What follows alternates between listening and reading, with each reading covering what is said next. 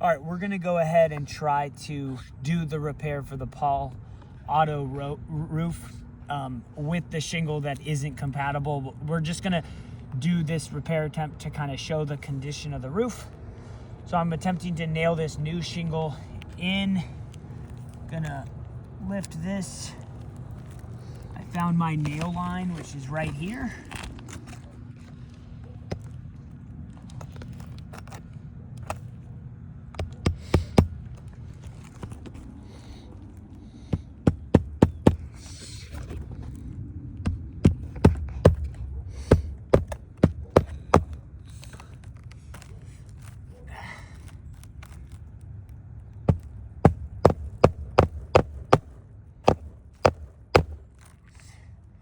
All right, and then you'll kind of see the condition of the shingle.